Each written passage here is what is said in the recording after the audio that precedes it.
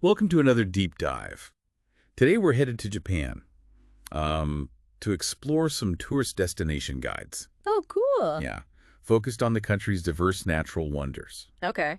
So these guides cover everything from rivers and tranquil ponds Mm. to breathtaking beaches and Oh, even fallow rice paddies. interesting. Yeah, so imagine you're planning a nature-focused trip to Japan. Okay. So we'll be taking a look at the Hayatsu River, Okay. the Kukubun River Estuary, Sangenya Field in Tokushima City, Kirara Beach, Mm. a pond, the Lake Nakami coastal area, and the Hawaii Plain.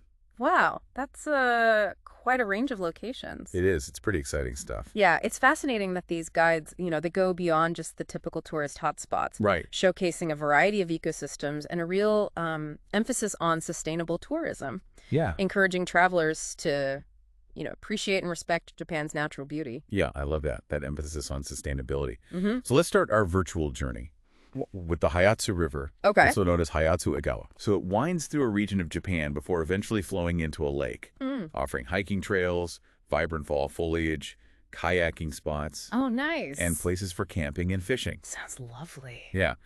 But what really struck me was that the river's name is rooted in local mythology. Oh, that's interesting. Yeah. Many cultures view rivers as these life-giving forces, Right. sometimes even deifying them. Yeah. It makes you wonder, what stories and beliefs might be associated with the Hayatsu River Mm-hmm. and how those narratives shape the local relationship with this waterway. Absolutely. It's a really interesting connection, It is. It definitely adds a layer of depth and mystery. for sure. Okay. Speaking of blending nature and culture, Okay. our next stop is the Kokubun River Estuary, flowing into Tokyo Bay and Ichikawa City. Okay. So it seems to offer this unique blend of urban and natural landscapes, Yeah. which, might be perfect for someone seeking a quick escape from city life. That's right. The estuary is a haven for migratory birds Oh, cool. with vast tidal flats just teeming with wildlife. Wow. And it's also connected to a Buddhist temple from the Nara period, which, for context, was a time of significant cultural and artistic flourishing in Japan, Okay. lasting from 710 to 794 AD. That historical context is so helpful. Yeah, I thought it was important to add that in there. Yeah. I can imagine the temple's serene atmosphere overlooking the estuary. Oh, yeah. It reminds me of, visiting ancient ruins in Greece, where the landscape felt so imbued with history. Yeah, I can see that. Yeah, okay, now let's swap the tranquil estuary for the sparkling shores of Kira Beach Okay, let's go to the beach. in Yamaguchi City. All right. Even the name is beautiful. Yeah. Kira means sparkling, Hmm. referring to the sunlight reflecting off the sand. I like that. That's a lovely visual. It is. It's so pretty. Yeah, Kira Beach seems to be a hub for ecotourism, Oh, bird watching, trekking, nature photography, yeah. and a strong emphasis on conservation. Makes you wonder, what kind of travel experience appeals to you most? Do you prefer immersing yourself fully in wilderness Yeah. or finding pockets of nature within more urban settings? That's a good question. I think I like the balance. Yeah, Between nature and city life can be so refreshing. yeah, for sure. Okay, speaking of finding balance, Okay. our next destination takes us to the Lake Nakami coastal area, Okay. spanning both Shimane and Tottori prefectures. Hmm. What's interesting is that Lake Nakami is brackish, Brackish. meaning it has a mix of both salt and fresh water. Oh, wow. Brackish environments are incredibly diverse. Really? Yeah, they support this unique blend of species, adapted to both saltwater and freshwater conditions. Wow. You could think of it as like a biological melting pot, this Mhm. transition zone between two distinct ecosystems. That's really cool. Yeah. The Lake Nakami area is known for stunning sunsets over the lake, Okay. abundant bird life. Maybe we'll spot some migratory birds here too. And historic Matsu Castle overlooking the water. Oh, wow. Plus, there's a strong connection to local culture and cuisine, Nice. with mentions of delicious sweets and shichimi clams. Oh, that sounds amazing. A feast for the senses. It does, yeah. So this region is also steeped in kunibiki myths, Kunibiki. meaning land-pulling creation stories. Okay. Do you think these myths might influence how people perceive and interact with the lake today? You mean like even subconsciously? Yeah. That's a great question. Yeah. The Kunibiki myth tells of a god using a rope to pull land from the sea, Okay. creating the islands of the Japanese archipelago. It's a powerful metaphor for the formation of the land. Right. And in the context of Lake Nakomi, that brackish water, a blending of fresh and salt water almost echoes that mythical blending of land and sea. Yeah. Definitely adds a symbolic layer to the landscape. I like that. It's like the myth is woven into the very fabric of the place. I think so, yeah. All right, so let's shift gears from vast lakes and coastlines to something a bit different. Sengenya Field in Tokushima City. Okay.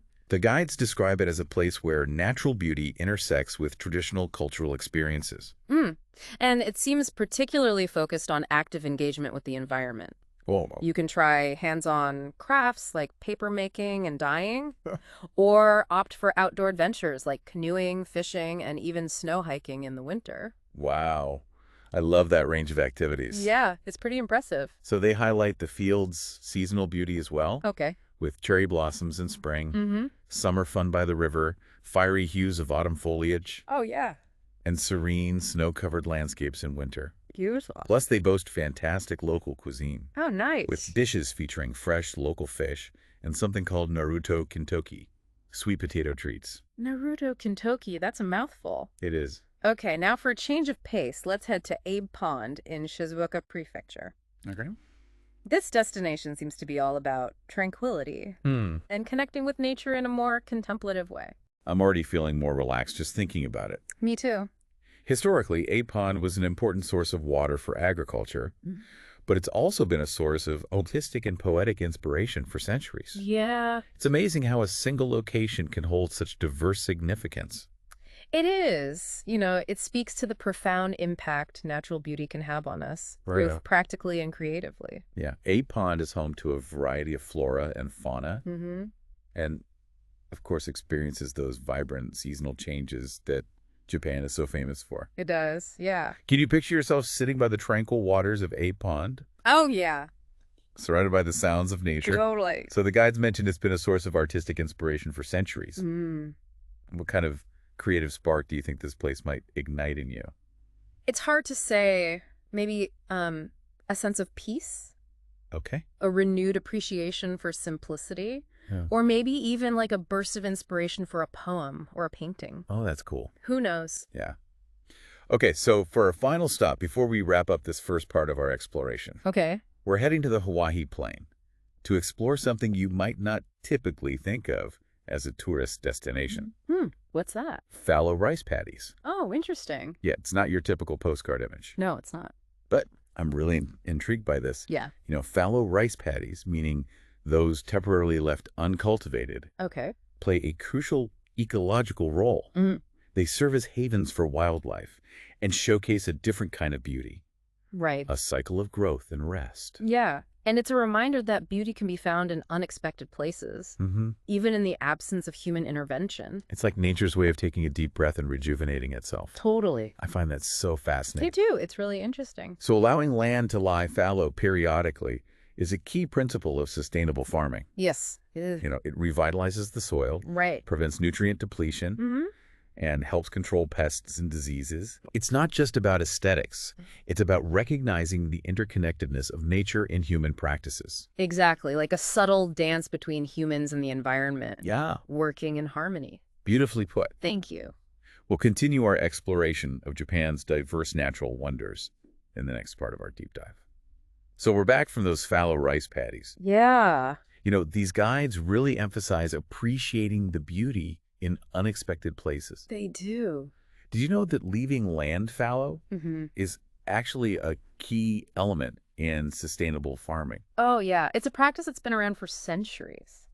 It helps to revitalize the soil, Right. prevent nutrient depletion, and even control those pests and diseases. Yeah. Really fascinating how something that might seem unproductive at first glance Right. actually plays such a crucial role in maintaining a healthy ecosystem. Yeah, it's a good reminder that we don't always have to be constantly producing or intervening. Right. Sometimes letting nature run its course is the best approach. I agree. So as we reflect on the locations we've explored so far, Okay. what has stood out to you the most? What's really striking to me is the diversity of experiences each location offers. We've encountered tranquil ponds, bustling estuaries, breathtaking beaches, Yeah. myth-laden rivers. Right. And throughout these diverse landscapes, there's this recurring theme of balance Right. and interconnectedness between humans and nature. I agree. And it's not just about seeing the sights. Right. It's about understanding the deeper cultural and ecological significance behind them. Absolutely. I keep thinking back to those Kunibiki myths we discussed earlier. Yeah. I'm really curious to learn more about the specifics of these land-pulling creation stories. Well, in the context of Lake Nakami, Okay. the myth tells of a god who used a rope to pull the land from the sea, creating the islands of the Japanese archipelago. Wow. It's a powerful image, and it speaks to this deep-seated human desire to understand our origins and the forces that shape our world. Right. It's almost as though these myths offer a way of connecting with the landscape on a spiritual level, not just a physical one. That's a good point. It makes me wonder how these stories might influence the way people view and interact with the natural world around them. I think there's definitely a sense of reverence and respect woven into those narratives. Oh. It's not just about conquering nature or exploiting its resources, Right. but recognizing that we're part of something much larger and more ancient. It's a sense of interconnectedness, right? Yeah, exactly. Recognizing that we're not separate from nature, but a part of it. Mm-hmm. That's a perspective that seems to be deeply embedded in Japanese culture. It does, yeah. From those ancient myths to the modern-day emphasis on sustainable tourism. Absolutely. And I think it's something we could all benefit from embracing, regardless of our cultural background, in a world that often feels dominated by technology and human progress. Right.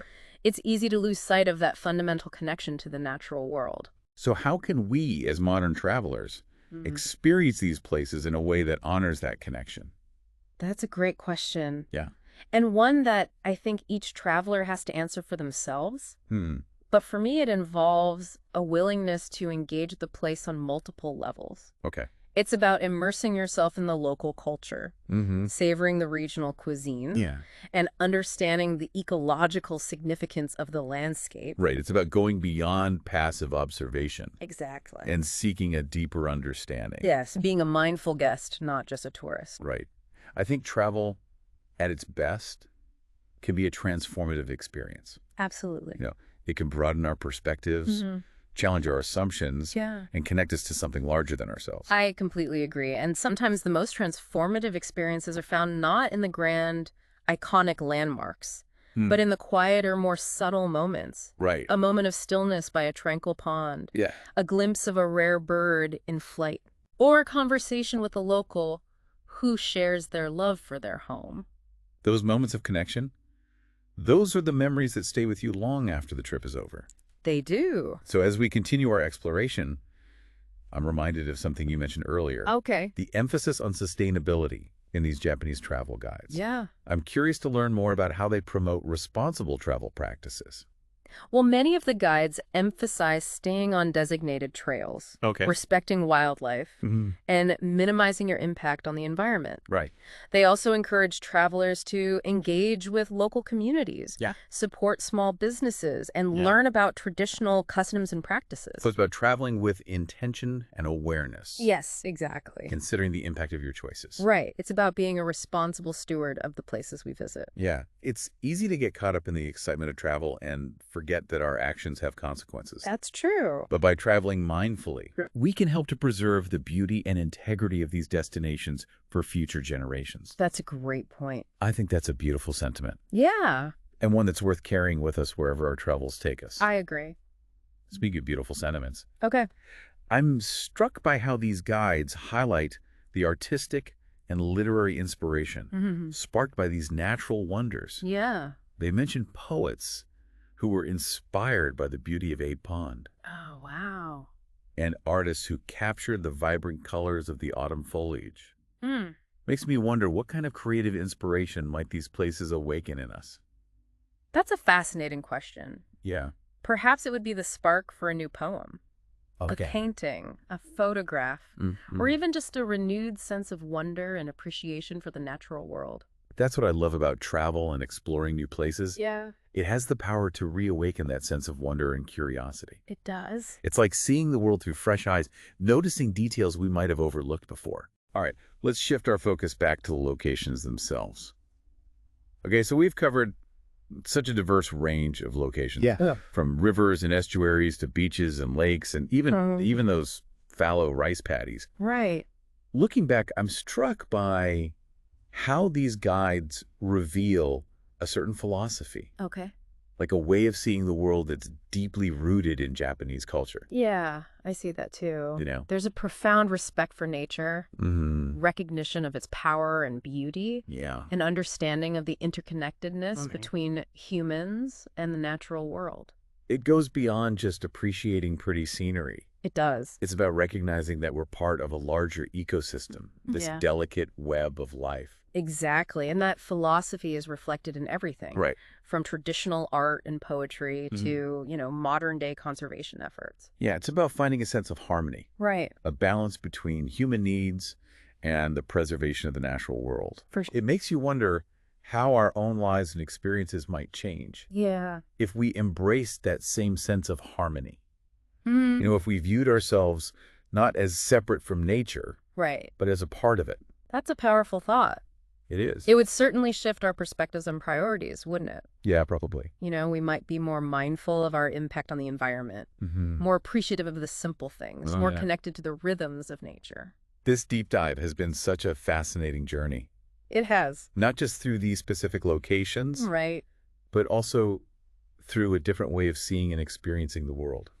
I agree. It's a reminder that travel, at its best, can be a way of expanding our horizons, Right. challenging our assumptions, and connecting us to something larger than ourselves. And sometimes the most profound insights come from the least expected places. That's true. I never thought I'd be so captivated by the idea of fallow rice paddies, but they represent this beautiful cycle of rest and renewal Yeah. that's so essential for a healthy ecosystem. It's a powerful metaphor, isn't it? It is. Not just for nature, Yeah. but for our own lives as well. Right. Sometimes we need those periods of fallowness, those times of rest and reflection, Yeah. to allow for growth and rejuvenation.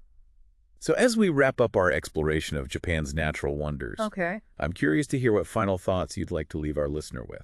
Well, I would encourage our listener to consider how they might bring a bit of that Japanese reverence for nature into their own life. Okay. Perhaps it's by spending more time outdoors, Right. supporting sustainable practices, or simply taking a moment each day to appreciate the beauty and wonder of the natural world. That's a good one. The key takeaway for me is that true connection, true experience, Yeah. goes beyond passive observation. Right. It involves active engagement, a willingness to immerse yourself in the culture, the landscape, and even the mythology of a place. Yeah. It's about recognizing that every destination has a story to tell, Absolutely. a wisdom to share, and a beauty to reveal if we're only open to receiving it. Beautifully said. And remember, dear listener, Yeah.